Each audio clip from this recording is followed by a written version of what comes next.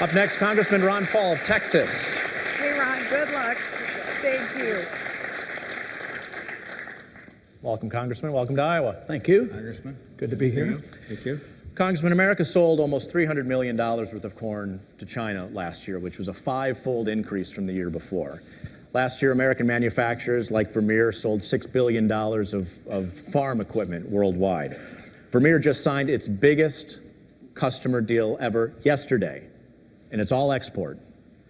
How would you open up more international markets for American manufacturers? Sounds like we're doing pretty good with China.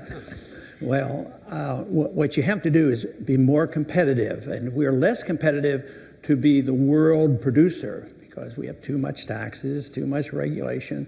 But it's also involved with a monetary system. When a country becomes the issuer of the reserve currency of the world, unfortunately, the biggest export is money. So there's a temptation to buy from overseas, increase your current account deficit, and then you go to consumption. That is our disease. We've been doing that ever since we've been issuing this paper currency since 1970. It's gradually getting much worse. So if you don't look at the regulations, the taxation, trade policy, and monetary policy, this is going to continue to get much worse. To the point of monetary policy, Congressman Bachmann mentioned a 2.5% economic growth in the third quarter, largely driven by the consumer, but also exports were strong.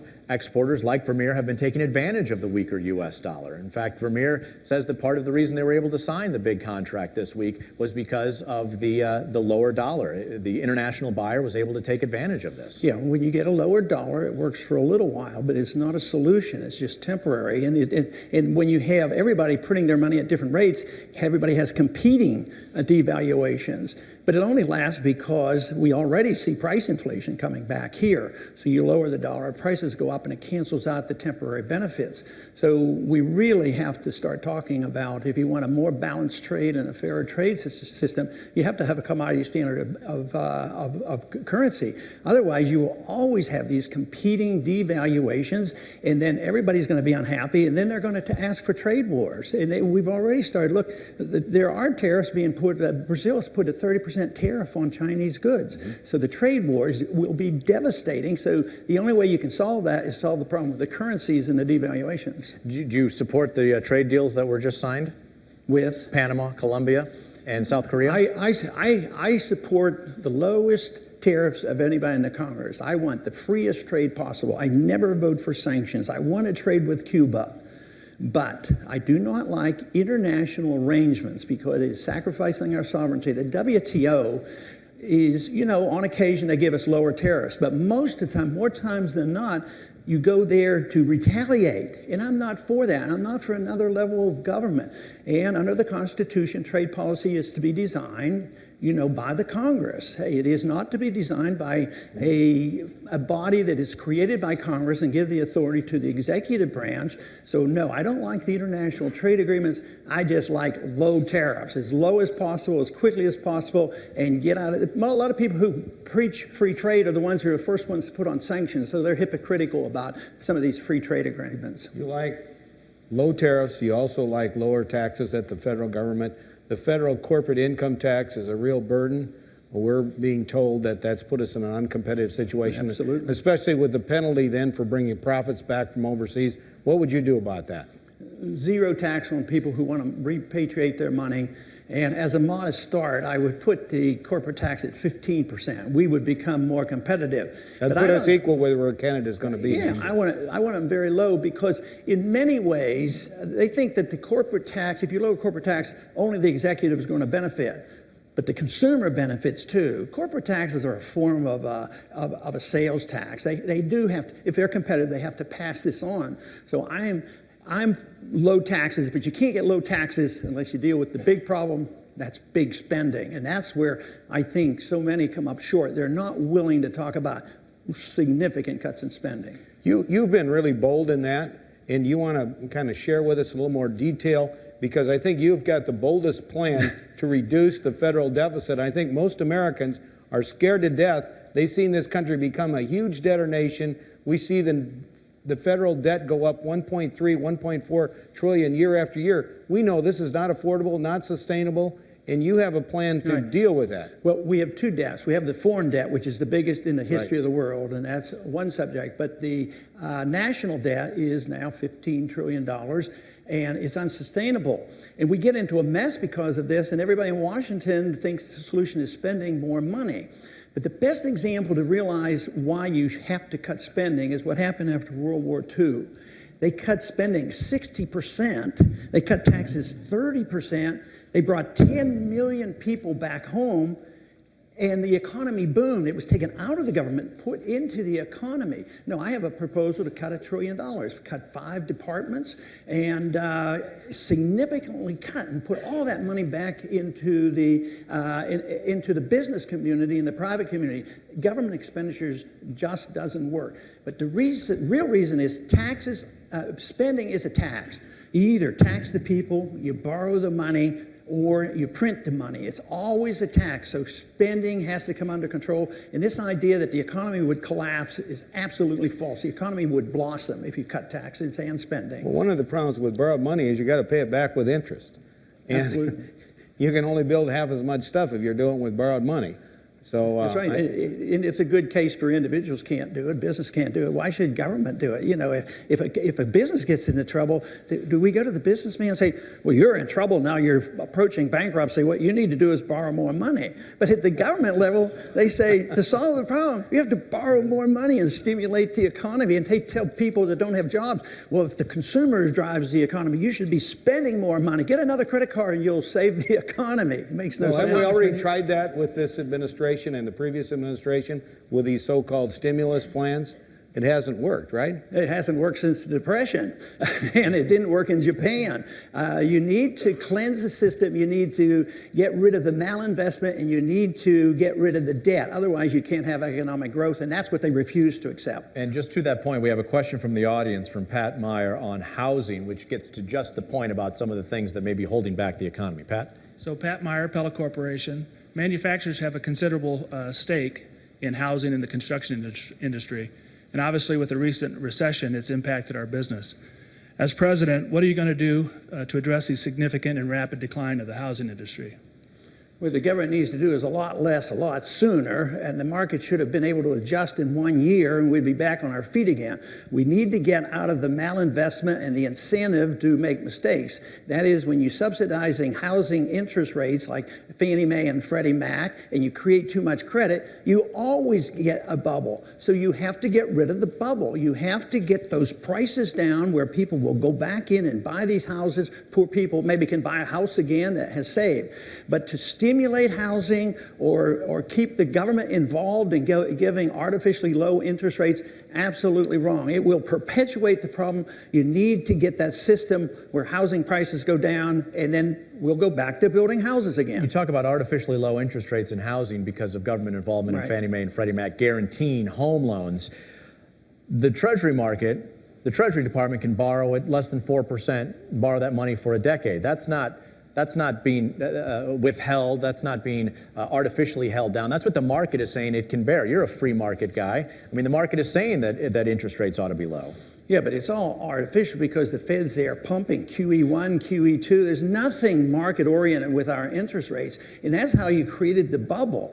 I mean, most everybody in Washington now concedes Bernanke kept interest rates too low too long. So what was the solution? Lowering to minus. I mean, we have an inflation rate, not at 3%, it's much higher. And interest rates, banks can borrow money for less than 1%. So they're getting it at negative rates. So it is all artificial. Most business people know that you don't put on wage and price control. It's very damaging to the economy. But generally speaking, everybody accepts this notion that the price of money is not to be left to the marketplace. And it's always regulated. It has been since we've had this Federal Reserve, much more so in the last 40 years. But if you regulate the price of money, believe me, you're going to have malinvestment, too much debt, and you're going to have bubbles, and you're going to have a recession. And if we don't understand the business cycle, you can't solve the problem of the recession. That's my contention. Congressman, what does the short-term cycle look like under a Paul presidency if you're able to put in place the type of monetary policies that you are, leave alone that monetary policy is usually in the garage of the Federal Reserve? But you have to deal with the monetary policy. If I could have my daughters have the way, It took about a year after World War II, 46. The unemployment rate was quite low. Economic growth was booming.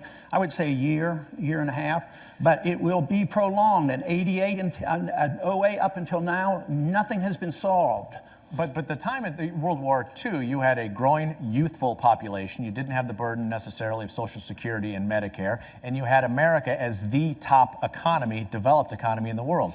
It's much different this generation. Well, why? It's because we've wrecked the economy. We have young people graduating from college with $1 trillion worth of debt, and there are no jobs. So there's a young population there begging and pleading for jobs. And that's what we have to do, is create it. Now, I wouldn't say that the conditions are different. Markets work, whether you have people, no matter what the age is or what the conditions are. On the market principle, if you cut spending and taxes and regulations and do the right things, the jobs will become available, and there'll be people there to work. Right now, I still get people looking for workers coming in because our people aren't trained. So yes, we'd have to have a workers program. A booming economy would have a requirement for more labor. But under these conditions, it's not going to be solved. That I'm certain. Congressman Paul, some of the young people in the Occupy Wall Street group and whatever are demanding that their loans be forgiven or dramatically reduced. And how do you feel about that? What would that do? Would that make things better or worse? Well, it would just be more interference. It was created by the government, by Sally Mae, and all. No, they shouldn't be given. We should give them jobs so that they can start paying that debt down. But that's where our real problem is. But that's a mixed bag on Wall Street. Some are complaining they want more stuff handed out from the government and get out of their debt. Others are there demonstrating against the Federal Reserve. I sort of like the second half. You've talked about your desire to have a more transparent monetary policy coming from the Federal Reserve. The way that the terms are situated for the Federal Reserve Board governors, of course, are designed to cross over administrations and governments here in the United States. The chairman, Ben Bernanke, is due to hold a news conference tomorrow after an interest rate meeting. What would you like to hear from the chairman tomorrow? He was resigning. That he's going to throw in the towel and say, I am very sorry, Keynesian economics and price controls of money absolutely doesn't work, and everything we've done in the last 4 years really hasn't solved our problems. And then after the stock market explosion we've seen in October, what happens to capital prices? What happens to capital prices? With, you mean after what? After your resignation. Well, it's going to be steady, healthy growth, but it will be based on value. It will not be based on speculation. You won't see up 300 points one day and down 400 the next day, because that is not value. That's pure speculation. But you have to have a sound currency. The currency is the measurement of value. And if the currency isn't sound, this is what you have. Prices fluctuate because it's the currency that is unsound, and internationally that is the case. We're witnessing the destruction and the elimination, the end stages of the dollar fiat standard of the past 40 years. It's a big event. It's worldwide. The dollar is the reserve standard of the world. Everybody holds dollar. It's not a United States problem. It's a Greek problem, Spain problem, Japanese problem. But it's a monetary policy. That is what has created the monster that we're dealing with today. A lot of what we're seeing, the analysts are saying the stock market's fluctuation has a lot to do with what's going on in Europe and their huge debt problem.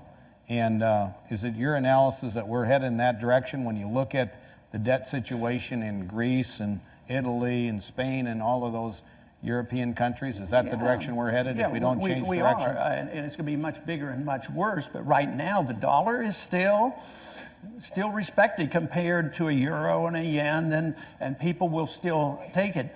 But the dollar is very vulnerable. The dollar bails out everybody, and it bails us out domestically. We will be involved overseas with that European thing. They say no, but we're in the IMF. We bail out. There's a limit to how much weight you can put on the dollar.